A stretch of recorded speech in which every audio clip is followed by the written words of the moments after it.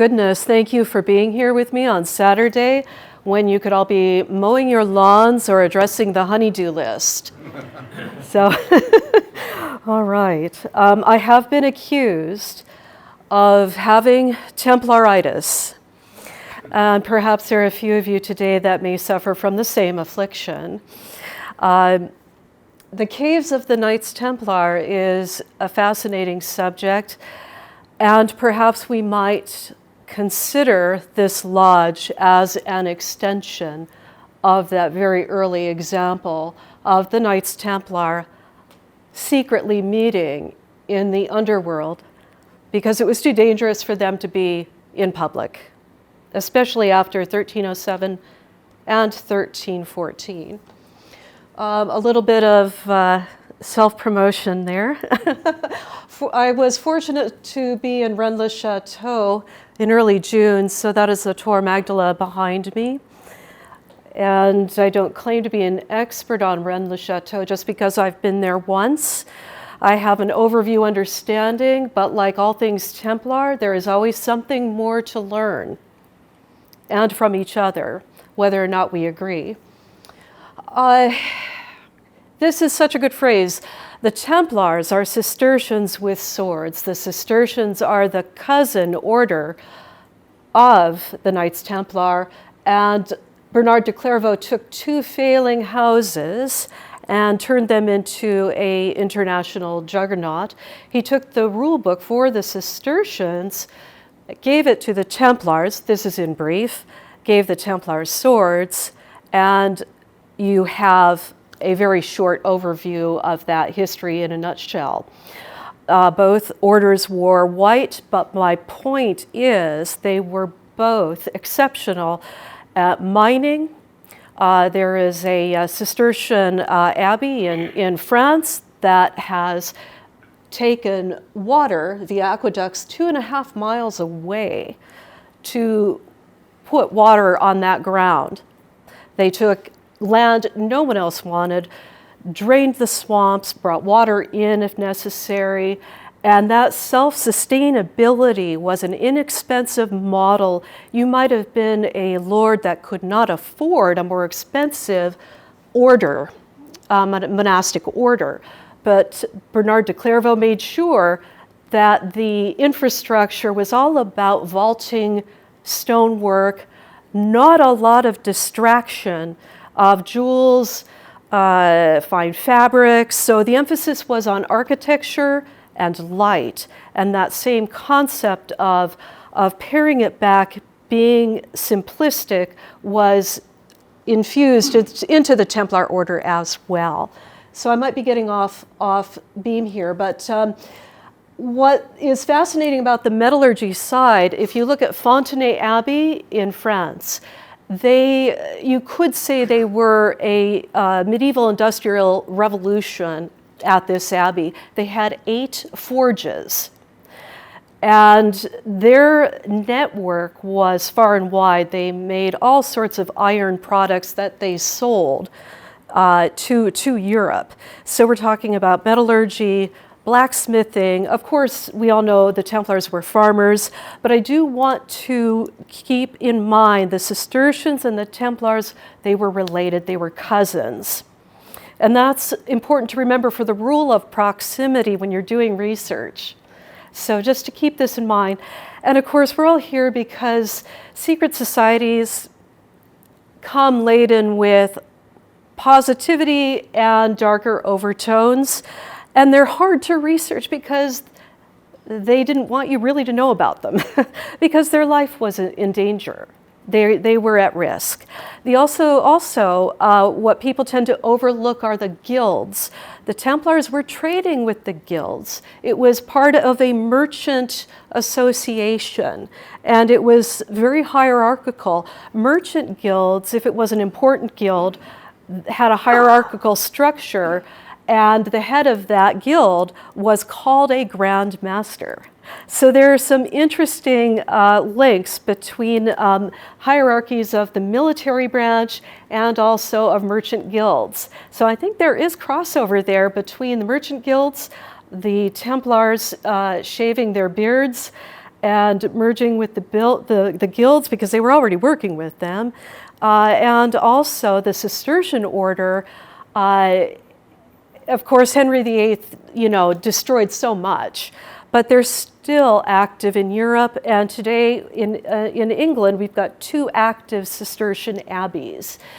So if I were a Templar, and of course there are all sorts of arguments and logistical issues with this, keeping some of your information safe with Cistercian cousins or with known merchants who might actually even be your family members was a good way to go. So I'm just giving you an introduction here. I'm not going to be able to give you an academic world in 30 minutes, but I do want to give you some of my thoughts that I've had over the years thinking about human activity. We're the same functionally as they were going back 700 years ago. We have the same needs of the body, food, shelter, clothing. We have cars today. They had horses and they were on foot. They had carts. So how much time can you travel in a day if you've got a horse? All these factors you have to keep in mind, and what kind of communications, etc.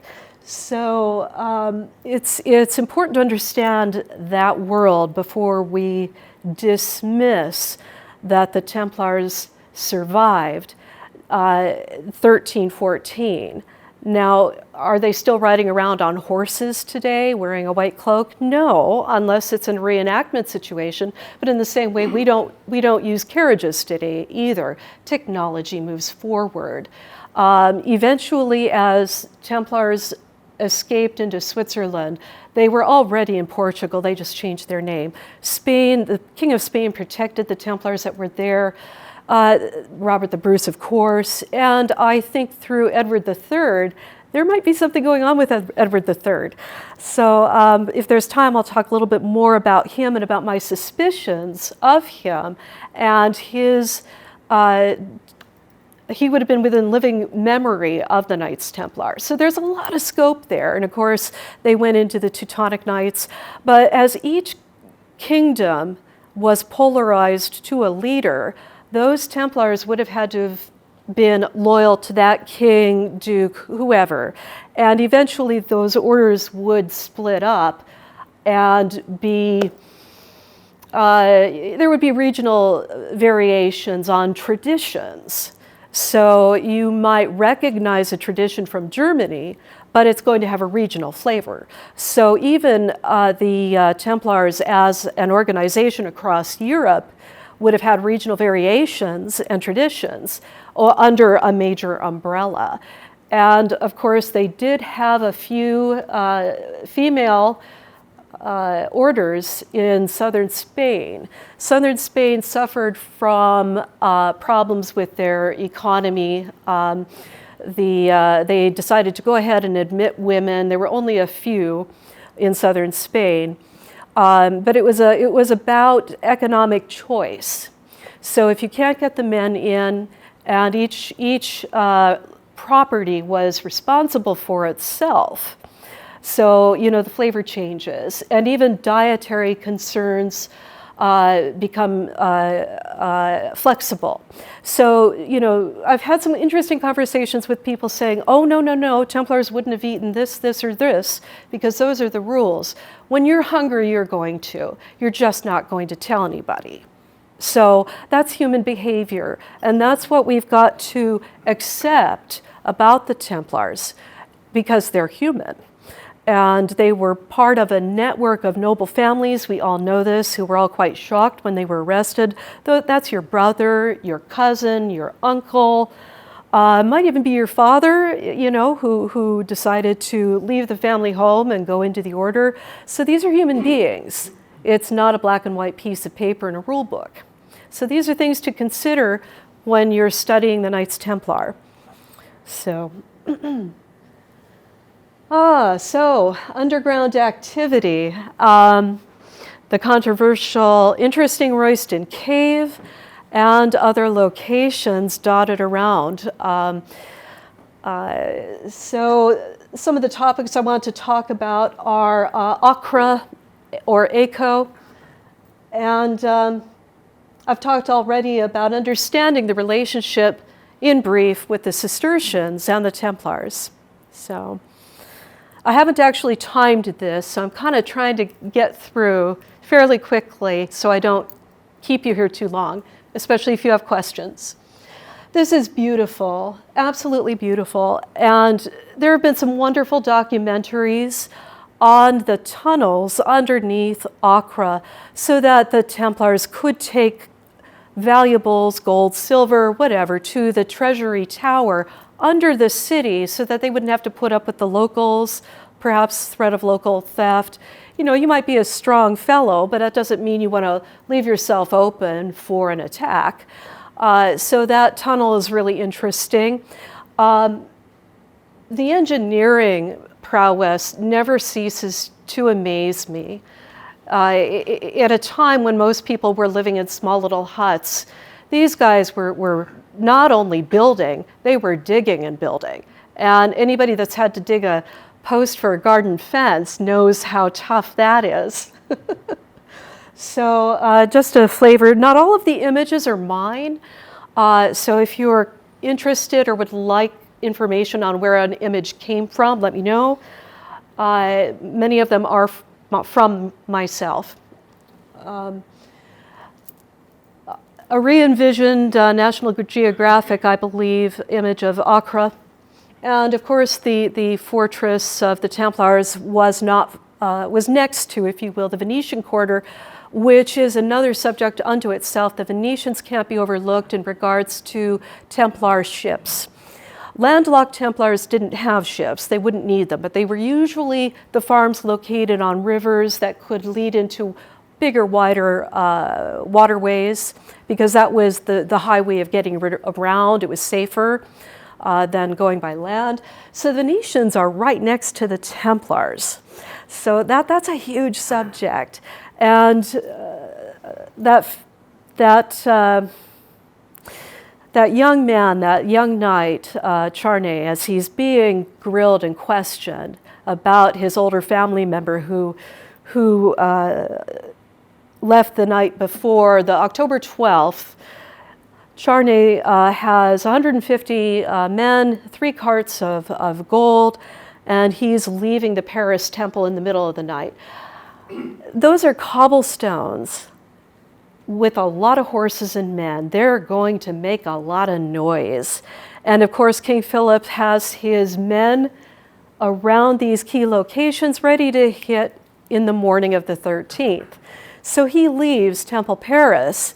Eventually he's caught, and the King Philip absorbs that gold into his war chest.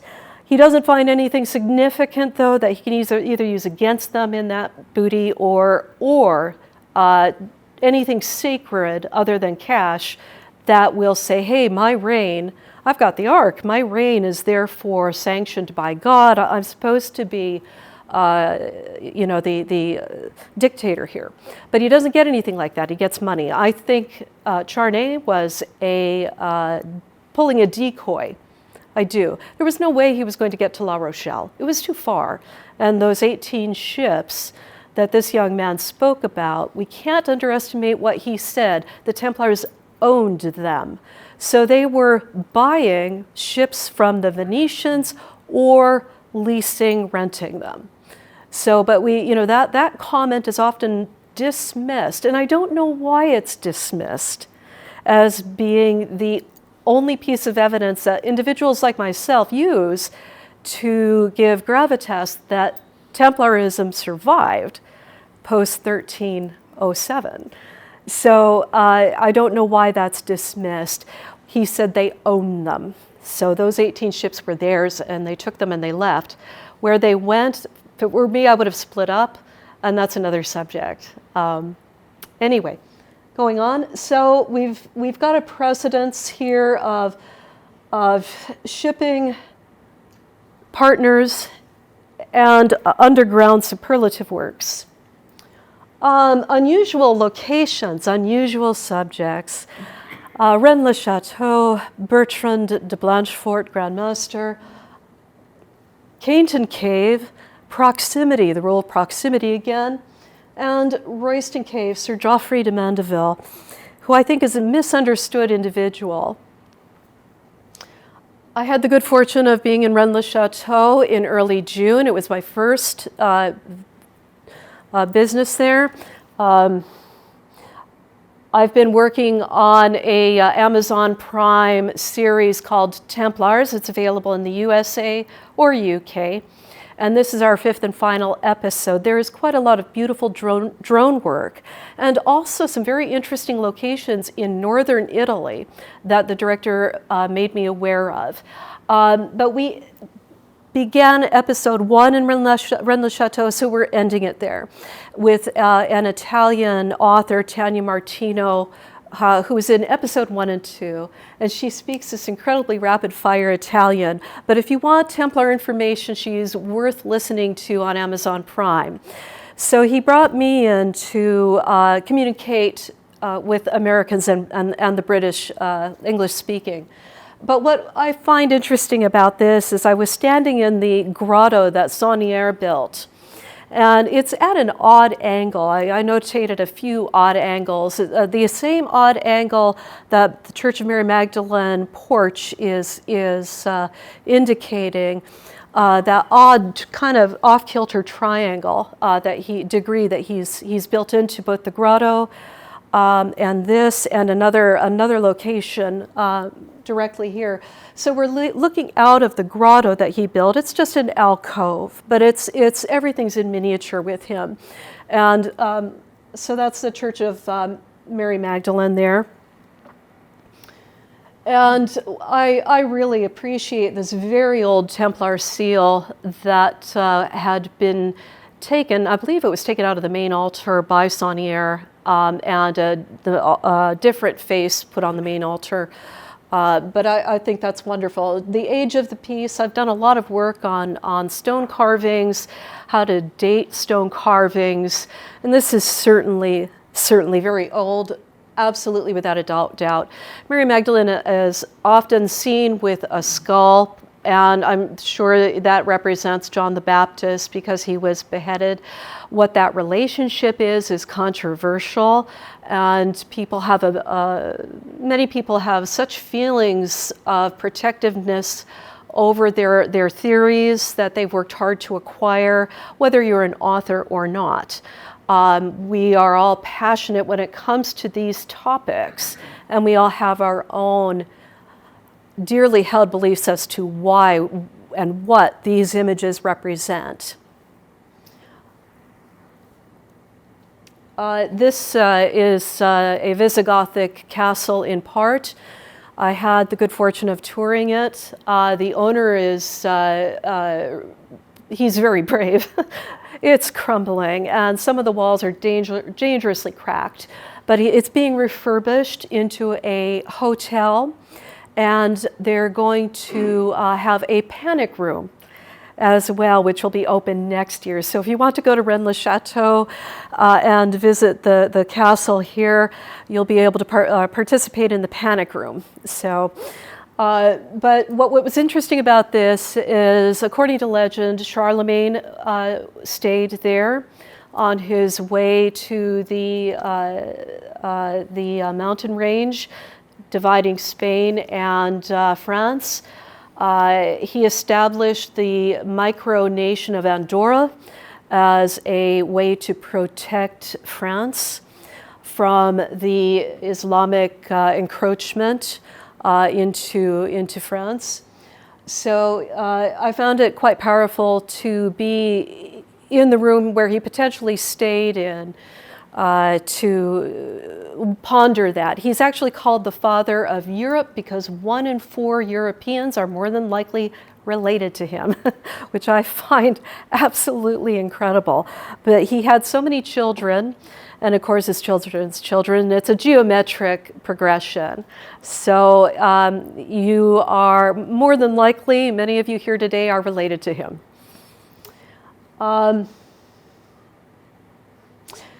So now this is controversial.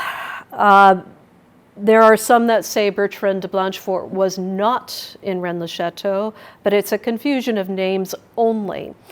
But what I find interesting is if you can't take that on board as being writ with him being there, then the concept of why he was placed there, it gets really interesting. He hired German miners to come to Rennes-le-Chateau. Now, apparently the mine in question had been stripped of all ore centuries prior. It was inactive, and it is surmised he was there to actually inter something very special, controversial, powerful, and sacred. Mount Cardu, God's mountain. Is this a transplanted Mount Teredom? According to local legend, there are 6 entryways to potentially 12 entryways into a chamber that represents Solomon's temple. Some believe that this is the burial place of Yeshua or Christ. So we're not talking about anything here that isn't controversial, which is, of course, why we're all here. So that is a little slice of Rennes-le-Chateau. But again, we're talking about mining, digging, sacred underground temples. Some of you might recognize this. Does anyone recognize this? No? This is the now existing entrance to Caynton Cave in Shifnal. And it's been labeled as a folly. Now, I have a few issues with this. It's privately owned. Any images that we have of this are bootleg, basically, from people that, adventurous souls that sneak onto the property and take images against the owner's wishes. I'm associated with the television program, The Curse of Oak Island. They've been trying to get a hold of the owners of the country manor house, the country estate there, for a long time. And the owners just don't want anything to do with anyone looking at this. I do think this location needs to be protected. It should be gated. People should be looking after it and being charged appropriately for the upkeep of the place. For the future, technology is always expanding, always improving. I do not believe this is a folly. There are 2 entrances, and I'll show you later where that other entrance is. But it's interesting. So this is beautifully lit by candlelight. The one thing that an underground cave has in common with any of the other caves here in the UK is that they're meant to be disorienting. And Caynton Caves does that. There are curved pathways, alcoves, lots and lots of niches for candles. This is really interesting here. There are purposely carved out columns so you can see across places, but there are also locations where you can't see where you're going or what you're going to encounter next, and it's to jar you out of your daily world of being, well, today we call it mindfulness. You know, that's the talk, be mindful. In other words, don't go into auto mode when you're driving to work, driving home. We've all experienced that. You get home and you go, oh, I don't remember how I even got here. So you're on autopilot. This is meant to get you out of autopilot. The archways here are really interesting. There are 4 of them. They are a bit eroded, but there are 33 round, 33 round depressions on the second archway in. I've counted those. The extruding blocks, I have not been able to count them because the picture does not allow for that. I've not been there myself for the reasons that I've just laid out, but I really do want to go. So 33. So we're talking about a couple of possibilities here. That's the 33 years of the life of Christ, and of course That is a number important in Freemasonry, of which you are all aware. This is a baptismal font, and I decided to do a little bit of experimentation with geometry, which I found interesting. So here you have a folly with a baptismal font. You've got some religious, austere-looking imagery. This is not, I think, where you would go to play poker and entertain your friends with a picnic. St. Michael's, Galway. This is a very interesting location. The original round tower, no longer in existence, but the foundation is still there, was never joined up to the place of worship, the main place of worship. It's seen many changes over the centuries. I'm sharing that with you because I want to share a likeness between Caynton Cave and a few other structures important to the Templar world. This is a few cutaways of the Bornholm Island round churches, which were built by the Knights Templar. Some of you who follow the work of Henry Lincoln will know of this. Why does a teeny tiny little island need 15 churches with very odd, obstructive pillars in the middle? This one happens to be open. There are others that are closed. So you're basically trying to hold a service with this big whacking pillar in the middle of the congregation. Now, it was also, these churches were used for defensive purposes. Originally, the roofs were flat, so you could be up on top and watching the landscape. So it was a fortress tower, but also a place of worship. So I just would like to reiterate the floor plan there. That's a lovely medieval mosaic on one of the churches that we still have available to us today. And here is Caynton Cave next to Caynton Hall. The survey was done by a S. Powell, and out of a book on the topic of caves in the county. So you've got pillars. You've got the main pillar number 4 here. You've got a semicircle. This is the entrance right here where you have to crawl to get in. On your hands and knees, you have to crawl. And that entry, I believe, if you remember, is original. That's original work. Okay, that's where you have to crawl. Going forward.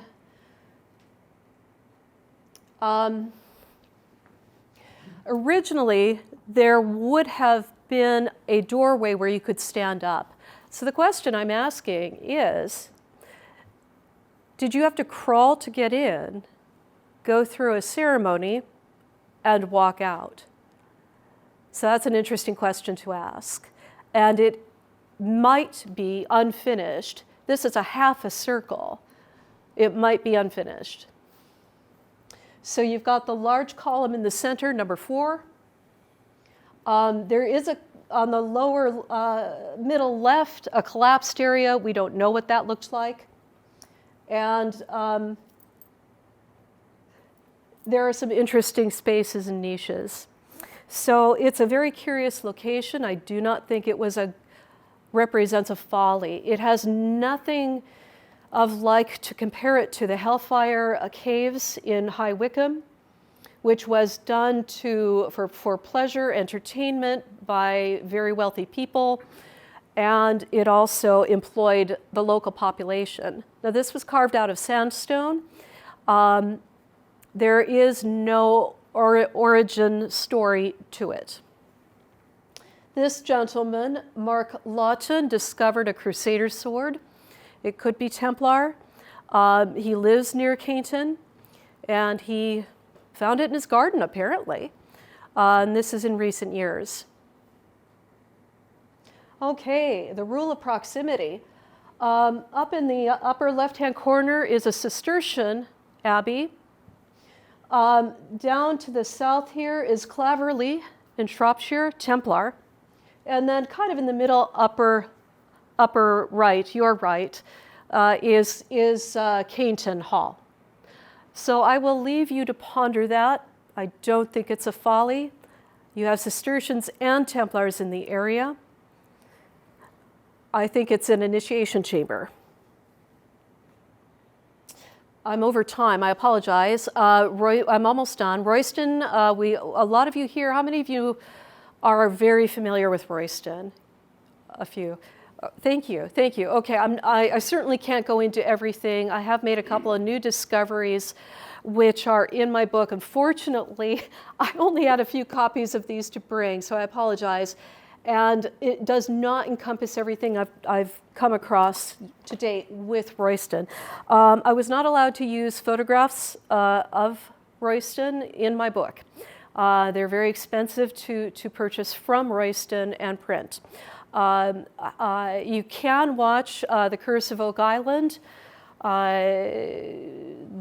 That shows my interview with them. If you're interested, you by all means email me. I'll share that contact information with you at the end, and I'll send you the link that the History Channel. My entire interview is up, but we were down in Royston Cave for a good 4 hours, and I had to finally call it.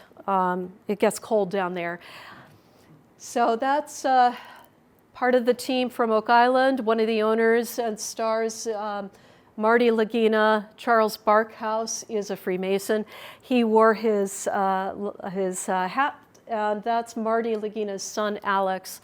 And it was truly a wonderful experience. They're very professional and made me feel very welcomed and at home with them.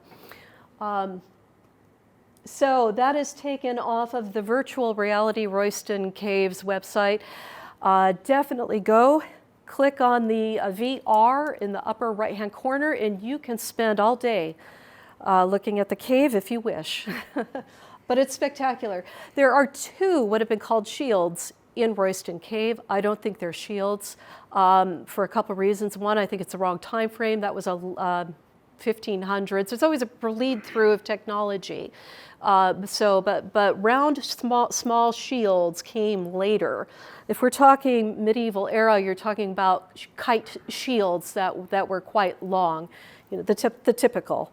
So this down in the lower corner here is from Kilmartin, Scotland. So and it matches 2 of the supposed shields found in Royston. Very possible that is the floor plan of the Holy Sepulchre in the Holy Land. There are problems in dating this location. I've gone into a lot of work to break the imagery down. Some of you may know that Jacques de Molay may be depicted there, along with other individuals. Up the street in Cambridge, the Icknield Way goes from northeast at Sandringham Palace all the way down to Bristol, where Templars held the port there. They had a large presence in Bristol. So along this line, you've got Baldock, the market town and church, which they built out of nothing. 8 miles up the road, you've got Royston. You've got the Cambridge Round Tower, which the Augustinians are very much identified with, but you still have the same kind of a floor plan. Then you've got Denny Abbey, their retirement, if you will, place for Templars. And then there's St. Michael's up at Royston. Briefly, Edward III used his legality weight to pretty much steal St. Michael's at Royston, and was it Baldock and Royston? And those were held by the crown all the way up until the early 1800s. Okay, so Royston Cave, again, we've got a bell shape and beehives and hexagons, stars of David and octagons, all really important. So you've got a Star of David in the floor plan here. Forgive me, how much time do you want to give me? I'm wrapping it up. Long story short, the Templars actually owned a lot of property in Royston, much to the chagrin of the Augustinians. And they were constantly bickering and battling each other. There's no doubt that the Templars wanted Royston. So you've got the ancient Icknield Way from east to west, and you've got the Roman road going up to York. Very, very key, important location. We know that because James I put his hunting lodge there. But what you've got is chalk. So all chalk mines start out with the same kind of a shape. And it looks like Royston. It looks like a bell. So you start digging a hole in the ground, you keep pulling up the chalk, you go build with it and create plaster. And then afterwards, you don't backfill with anything because that would be expensive. You use the space. And Royston Cave would have had a structure on top, a permanent kiosk, where Templars would have changed money, sold goods from their farm down the road, and it would have been very easy to use the wood platform. It was 2 levels, so you cover the hatch in the ground with your goods for market, and underneath is this wild array, dizzying array of carvings that you would take a initiate around in candlelight, which would have been quite bewildering, or gaslight, oil lamp, and share their world view with that person below, also with ceremonies, high religious days. So you're looking at quite the undertaking. You've got a permanent position there of the Templars, their own kiosk. You've got their market goods, and then you've got their shrine below, dedicated to St. Catherine. She's necessary because her wheel that she was murdered on is a compass. So you're talking about navigation. Catherine is always envisioned with a quill. So you're talking about the transmission of information, whether it's a location or information. So Catherine in the cave is of equal size to the main crucifix, which is unusual.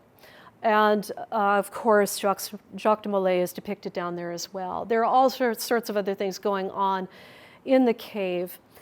The depiction of Eleanor of Aquitaine is true and false. She's pictured, for those of you who know, I should have put a photo up, but it's in the book. She's pictured in a niche. I think she's coming up here. Yeah, see this figure to the right? That's supposedly Eleanor of Aquitaine. It's not wrong. However, she is depicted in a manner that is not consistent with any of the other figures in the chamber.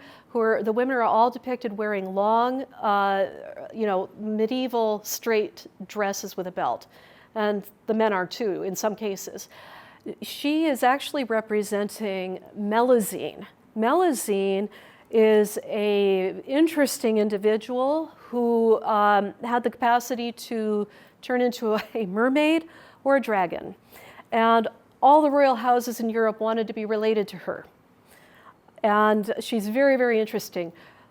So the Rochefoucauld family in France claim that Melusine is their ancestor. And Melusine first appears in the late 500s, early 600s, and through there when the legend was first written down.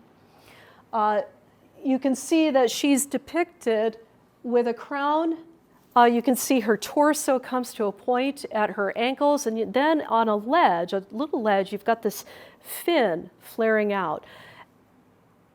Eleanor of Aquitaine's mother was from the Rochefoucauld family. So Richard the Lionheart, all these individuals in that family were from the Rochefoucauld family that are still incredibly significant today. They've owned their castle for 900 years in the same family through 2 world wars, 3 revolutions.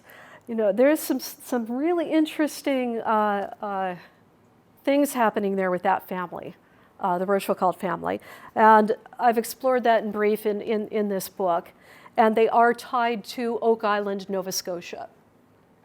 Next to this figure, you've got a man, and when he was originally discovered, he was holding a candle, which is very degraded, and a skull. Now, they did find a skull in the chamber, but nobody knows where it's gone to now. The date 1742 is sticking in my mind. I think that's when it was rediscovered. But I do think that James I accessed it and had been there. I'm almost forgetting. This is Geoffrey de Mandeville, and his wife's name was Roisia, R-O-I, which is French for king, S-I-A, feminine. So she's very important, and her name gives Royston, that's where the name comes from, is from her, or his mother of the same name. So you have two Roysias. And there is a lovely little, it might be about yay big, in the floor, carved. It looks like any brass relief floor image, effigy, when you go into a church and you've got these lovely brass, or if the brass is gone, you can still see the outline of these people in repose. So you've got her next to him in the floor. So did she pay the Templars to pray for her and her husband? That was done often. I don't think it was her oratory. If you've been down there for any length of time, it gets cold. You can't spend a lot of time down there. And there isn't a lot of carbon scoring and absorption in the chalk walls. Chalk absorbs soot like that. There isn't a lot of that down there. There's only one section where you can see a lot of carbon from an oil lamp.